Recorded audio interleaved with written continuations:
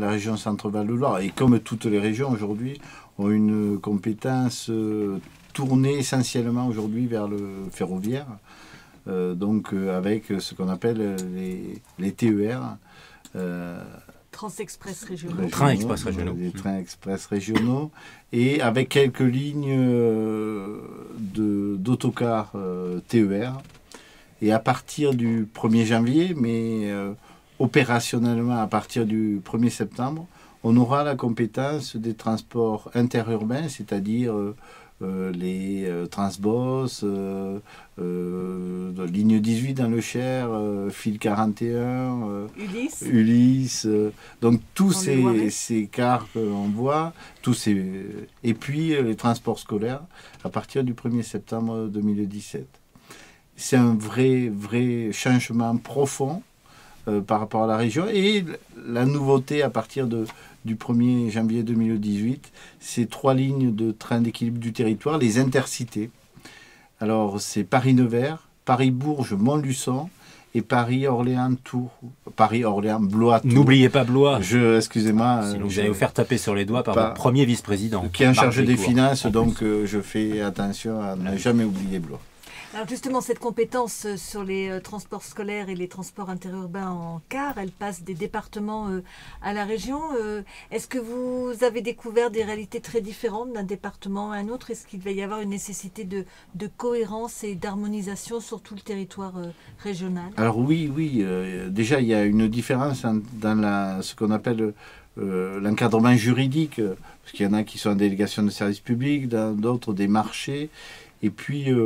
je crois il n'y a pas beaucoup de différences. Il y avait toujours cet intérêt qui était porté par l'ensemble des départements, et que l'on aura, c'est l'aménagement du territoire, essayer de permettre à n'importe quelle personne sur l'ensemble des territoires d'un département d'aller, souvent, c'était d'aller dans le chef-lieu du département.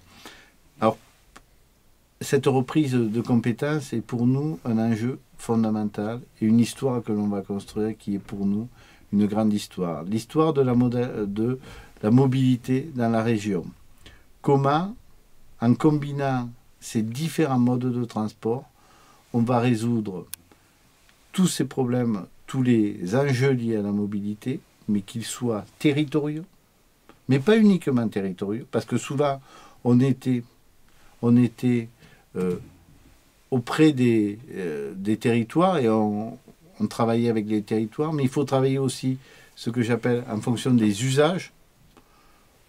Éventuellement, tout à l'heure, on parlera, il y a des enjeux qui sont touristiques, économiques, et aussi des comportements, parce que les gens ont des comportements, notamment les jeunes ont des comportements en termes de transport qui évoluent. Pensez au covoiturage. Le covoiturage, les cars Macron, des choses comme ça, qui aujourd'hui nous amènent à réfléchir différemment de ce que l'on faisait. Et je crois que le législateur a bien fait, véritablement bien fait, de donner à une collectivité, alors c'est la région, l'ensemble de ces modes de transport, pour que véritablement on travaille sur quelque chose de très précis, et qui réponde aux besoins des habitants. Et je crois que c'est ce qui doit tous les jours, être le sens de notre intervention, le sens de notre réflexion, c'est le besoin des habitants. Alors François Bonneau a annoncé la gratuité des transports scolaires, ce qui n'était pas le cas des départements. Comment vous allez faire? À partir du 1er septembre, 55 000 familles du monde rural vont avoir un courrier. Alors, ils auront avant la rentrée pour leur dire que ils ne paieront plus des frais liés au transport. Ça s'inscrit dans une promesse de campagne de l'équipe de François Bonneau et de son équipe, de notre équipe, et deux, dans le fait que à un moment donné, l'école elle est gratuite. De par la Constitution et de par la République qui a voulu cette gratuité de l'école.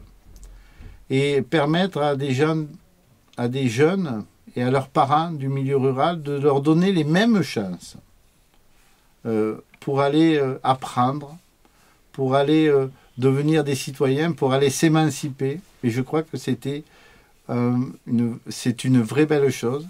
Et une vraie belle chose aussi pour le milieu rural. Et j'y viendrai tout à l'heure, pour un ensemble de choses au niveau des transports que l'on doit faire pour le milieu rural.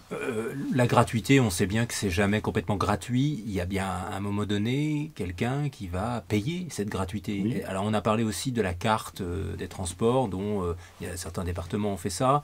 Les transports sont gratuits, mais la carte physique, hein, le petit morceau de plastique, si on le perd ou si ça passe à la machine à laver, et Dieu sait si avec les jeunes ça peut arriver, c'est pas de leur faute mais c'est comme ça, on repaye pour l'avoir ou on paye d'avance. Enfin, il y a un moment donné, il va falloir que ça... Il y aura des frais de dossier pour éviter qu'il y ait ce qu'on appelle du surbooking, tout le monde s'inscrive. On a combien à peu près de... Alors, on est en train d'y réfléchir, mais notre effort financier, l'effort financier de la gratuité va être, on vous donner des chiffres, entre 15 et 20 millions d'euros. C'est un effort considérable de la région en faveur des jeunes, de leur famille, du pouvoir d'achat déjà, et notamment de l'immense majorité qui sont des familles du milieu rural.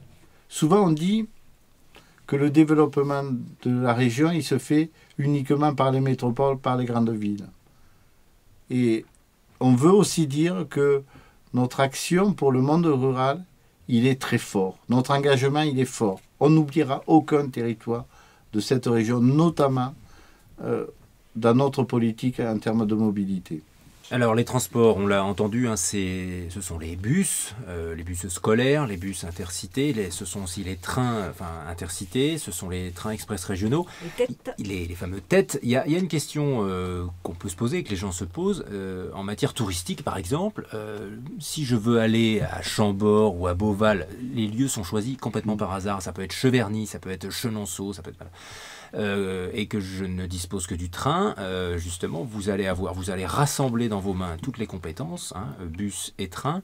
Est-ce que tout ça va se combiner? Si oui, à quel prix? Et comment ça peut fonctionner? Parce que c'est une attente aussi de la part des gens de la région, mais aussi au-delà, avec toutes les compétences touristiques qui sont les vôtres. Vous êtes attendus sur ce sujet. Je le disais précédemment. On va élaborer un schéma de mobilité cohérent. À côté, une charte de service, mais si vous le souhaitez, j'y reviendrai par la suite. Mais ce schéma, on va l'élaborer aussi, je le disais tout à l'heure, pas uniquement en fonction des territoires, des besoins des territoires, mais aussi en fonction des usages. Et les usages et des enjeux, c'est le tourisme. Il est bien évident qu'on va établir une liste de sites remarquables. Il y en a beaucoup dans la région. J'ai cité ces deux-là. Ça peut être Sancerre, par exemple, les TET qui arrivent à Sancerre, comment aujourd'hui aller sur le Piton, etc. Les gros, vous les citiez, Chambord, Beauval, etc., oui. Les châteaux de la Loire. On a, par rapport à ces sites remarquables, on va mettre en place du transport combiné. Les gens pourront arriver de partout dans le monde, en train, à Blois, prendre l'exemple pour Chambord et Beauval, à Blois, et à partir de Blois, il y aura une offre en car qui permettra d'aller avec un même billet sur ces sites-là. Je crois que c'est un enjeu qui est considérable. Et ce que l'on veut faire, c'est être, nous on est pragmatique. On travaillera avec des opérateurs qui existent ou qui veulent s'implanter avec nos TER en maillant véritablement finement notre territoire et ses sites remarquables. Et le deuxième enjeu en termes de tourisme, c'est la Loire à vélo. Aujourd'hui, ce qu'on appelle les circulations douces. Les circulations douces. Et la Loire à vélo et l'ensemble des boucles cyclistes qui aujourd'hui s'agrègent autour de cette Loire à vélo. Aujourd'hui, il y a ce qu'on appelle l'Interloire, le Paris-Croisic, il y a des jumbo vélos. Alors c'est des trains avec une partie que l'on met en période du printemps jusqu'au début de l'automne, où les gens peuvent mettre, les cyclotouristes peuvent mettre leur vélo, etc. C'est important. On va renouveler la flotte de matériel qui arrive à obsolescence. C'est-à-dire qu'on a commandé aujourd'hui une série de trains, de nouveaux trains avec la région Pays de Loire pour continuer à développer cette offre ferroviaire.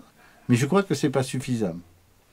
Parce qu'il y a plein de territoires qui n'ont pas le train, et puis où acheter des jumbo vélos pour une boucle cycliste, par exemple le canal de Berry, bientôt le canal de Berry à vélo, ça serait trop compliqué.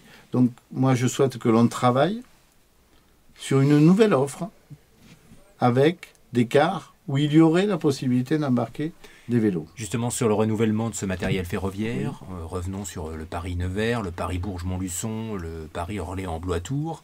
Le matériel est là aussi parfois un peu obsolète. Il se renouvelle. Il ne faut pas non plus jeter le bébé avec l'eau du bain. Ça s'est renouvelé, ça continue. Mais les intercités, c'est parfois un peu costaud. Je regardais encore avant-hier, il y avait une date sur une marche d'un train, c'est 1977. Bon Dieu, ça fait 40 ans. Alors bon, le train roule, hein, mais c'est vrai que le confort intérieur, il n'y a pas de prise de courant. Aujourd'hui, c'est pas adapté au monde moderne. Est-ce que ça s'accompagne de compensation? Parce que acheter un train, c'est pas acheter un train électrique miniature, hein, ça coûte un peu plus cher que ça. Et ça, pour la région, ça risque d'être un poids assez important. Est-ce que ces achats de matériel roulant s'accompagnent de compensation de la part de l'État? Et si oui, lesquels? Alors, la compensation, il y a deux types de compensation.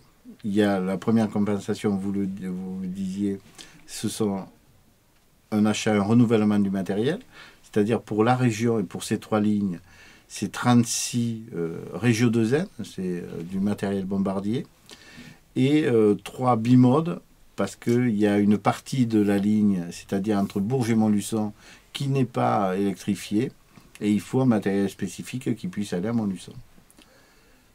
Et puis, il y a un centre de maintenance aux Aubrais, qui sera aux 2/3 financé par l'État pour ce nouveau matériel, mais pas uniquement, puisqu'il y aura aussi le matériel d'Orléans-Châteauneuf, qui sera en maintenance aux Aubrais.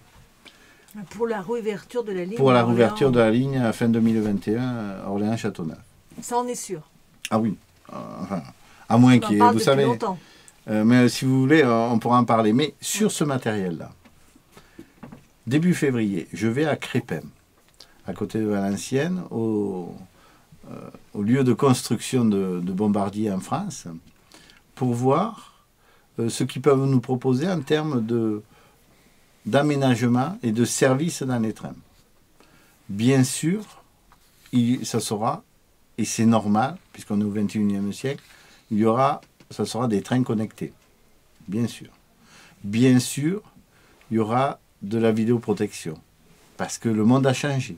Je crois qu'on doit avoir toute une autre démarche en termes de sécurité et de sûreté.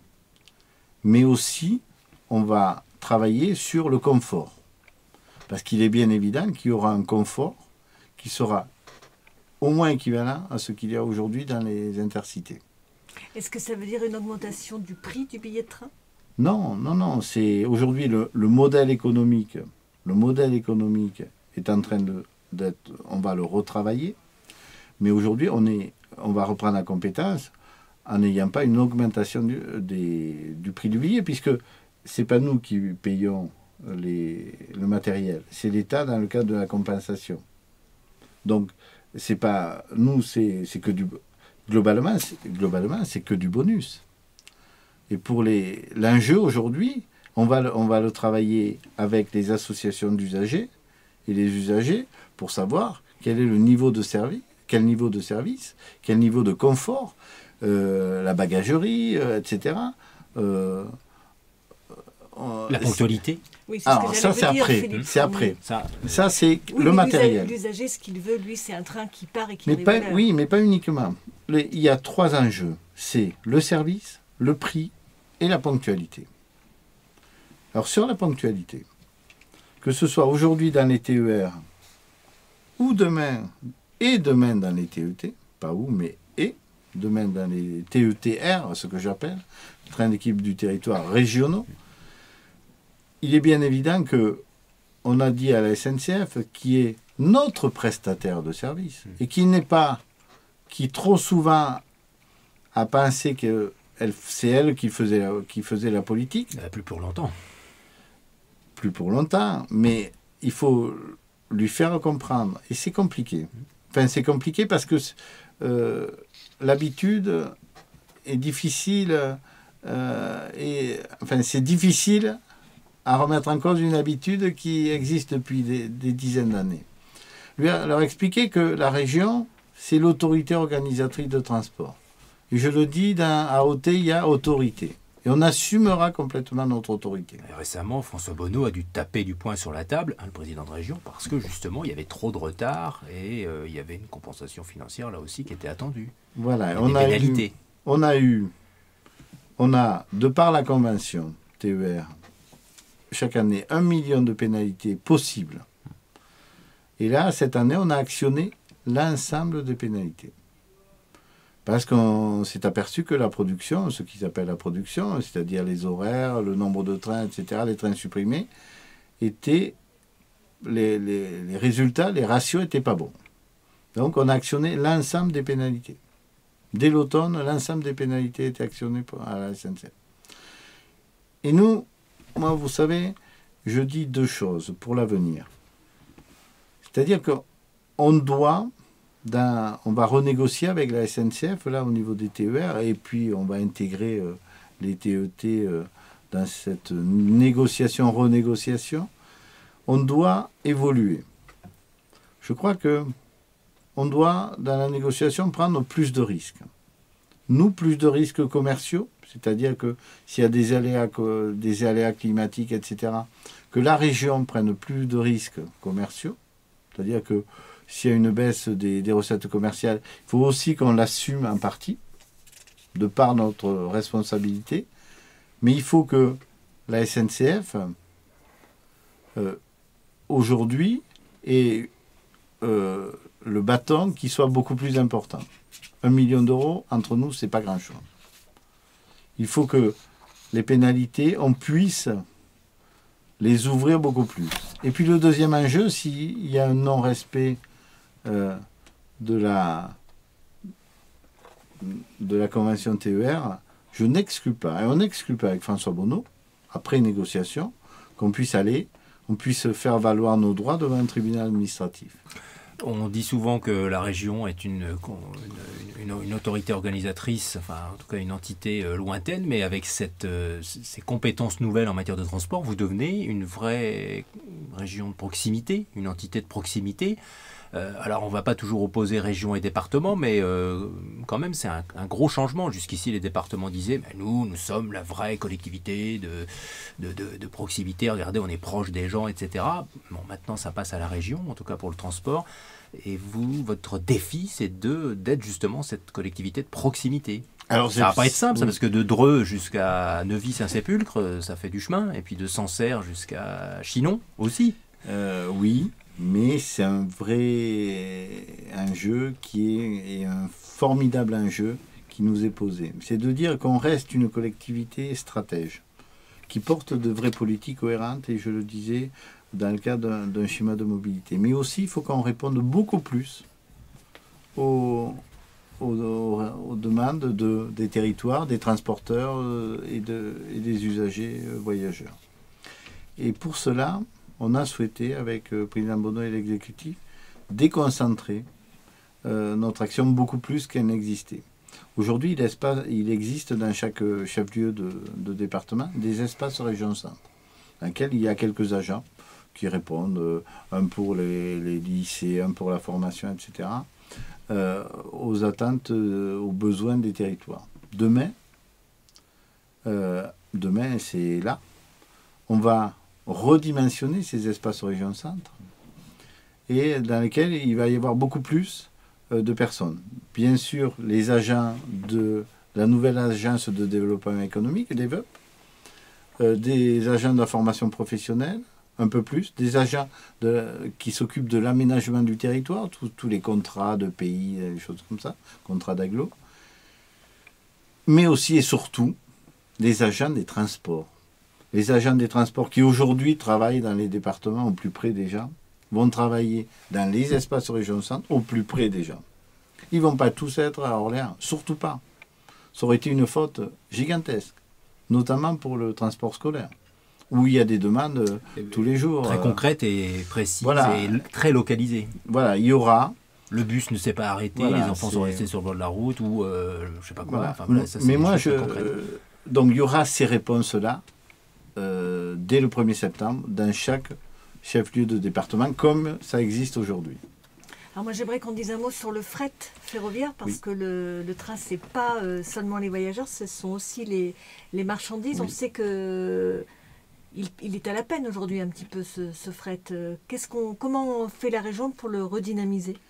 Alors, de part, ce n'est pas notre compétence a priori, mais c'est un enjeu aussi qui est fondamental, et je le dis, moi ce que le fret ferroviaire, et je vais vous l'expliquer, je l'intègre aussi dans ce que j'appelle ma charte pour la ruralité. Nous on a fait plusieurs choses, et on fait plusieurs choses, et on va faire plusieurs choses. Nous on pense qu'il y en a marre de voir des milliers de camions sur l'ensemble des routes des départements, parce que c'est catastrophique en termes environnemental, en termes de vie des gens, en termes de santé publique. Donc, on a, dans un premier temps, participé au financement de la rénovation des lignes capillaires. Ce qu'on appelle les lignes capillaires, c'est les petites lignes qui partent souvent d'un silo. On est une grande région productrice de grains, par des silos, et qui vont vers les grandes lignes de train. Il y a quelques années, on nous a dit elles vont toutes fermer d'ici 2020 parce qu'elles datent de plus d'un siècle, elles n'ont jamais été rénovées. On aurait pu dire c'est absolument pas de notre compétence, et on s'en fout. Sauf que nous, en termes pour l'aménagement du territoire, la ruralité, le développement éco, les problèmes environnementaux, on a dit on prend nos responsabilités. Et on a fait ce qui n'a jamais été fait en France. Et ce qui me cause, alors pas des ennuis, mais le fait d'être toujours sollicité dans des conférences nationales sur le fret ferroviaire, on a développé un système de financement, de rénovation de ces lignes capillaires en intégrant un tiers les collectivités locales, et la SNCF et l'État quand ils ont encore quelques euros, un tiers les chargeurs et un tiers la région. C'est-à-dire qu'on assume la responsabilité, mais on dit aux chargeurs, on dit aux opérateurs privés qui sont sur ces lignes-là, à participer, assumons ensemble la rénovation de ces lignes. Ça participe au maintien, au développement de votre activité. Nous, on assume hors de nos compétences, mais on l'assume, et les collectivités locales, les départements, les communautés de communes, etc., les communes y participent. Et je crois que c'est gagnant-gagnant, et on arrive à rénover l'ensemble de ces lignes capillaires. Le deuxième élément par rapport au fret, c'est que moi j'en avais marre de voir, d'entendre, oui, cette entreprise, par exemple, la laiterie de Saint-Denis-l'Hôtel, elle est prête à revenir, etc., à faire du fret ferroviaire, mais SNCF, qui devrait faire la commercialisation des lignes quand même, ne le fait peu ou pas. Donc on a décidé de lancer une étude très précise sur l'état des installations, des installations liées aux lignes, alors qu'elles soient ouvertes, les installations de fret, les raccordements, qu'elles soient ouvertes, fermées ou un peu à l'état d'abandon. À partir de cet état, ce qu'on va faire, c'est qu'on va dire à notre agence de développement économique, allez voir les entreprises pour qu'elles recommencent à penser fret ferroviaire. Et je crois que c'est un enjeu pour nous fondamental.